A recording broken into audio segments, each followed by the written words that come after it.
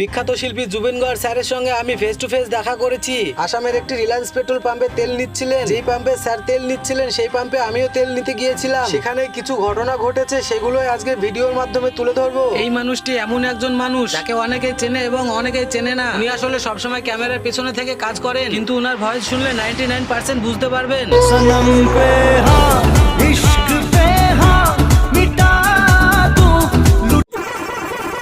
Hello guys, road king ভাই চ্যানেলে আপনাদের স্বাগত। রোড কিং ভাই চ্যানেলে যদি কেউ নতুন হয়ে থাকো তাহলে সাবস্ক্রাইব করে নেবে, আর পেজ থেকে দেখলে ফলো করে নেবে। ভিডিওর ইন্ট্রো দেখেই বুঝে ফেলেছেন আজকের ভিডিওটি ঠিক কেমন হতে চলেছে। আমরা বেশ কয়েকদিন গাজলের এই হোটেলে দাঁড়িয়েছিলাম, আর এই ভাই দুটো রাস্তার অপোজিট সাইড থেকে আমাকে এবং গাড়ি দেখতে পায়। গাড়ি দাঁড় করে চলে আসে সোজা আমার কাছে দেখা করবার জন্য। ভাইগুলোর বাড়ি আসলে ঝাড়খণ্ড। তাদের নিয়ে একটু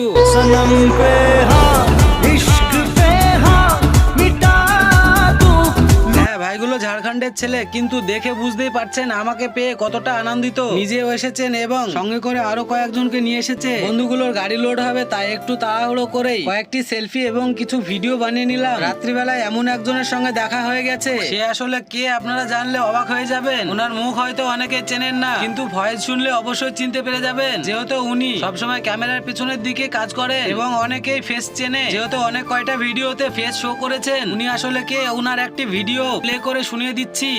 এই ভলভো গাড়িটা যে মালিক কিনেছে শোরুম তাই কি, তো শোরুমের ড্রাইভার দিয়ে তো গাড়িটা ডেলিভারি করে বাড়িতে নিয়ে যেতে পারতো, কিন্তু ওই মালিকটা ও না করি নিজে একটা টেলার গাড়ি ভাড়া করে গাড়িটা বাড়িতে নিয়ে যাচ্ছে।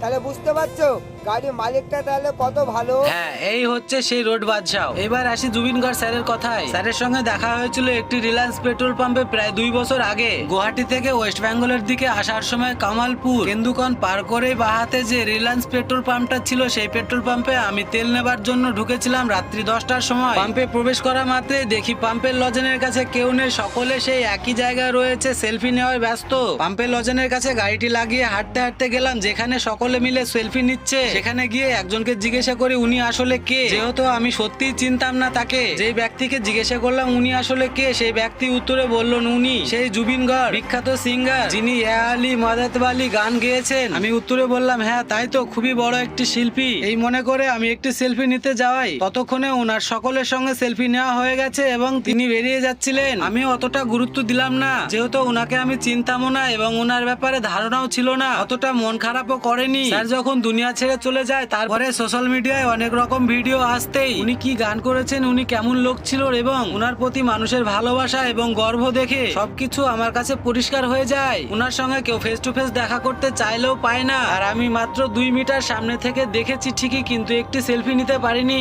একেই বলে কপাল। জুবিন গার্গ স্যারের জন্য মন থেকে দোয়া করি, স্যার যেখানেই থাকুন ভালো থাকুন।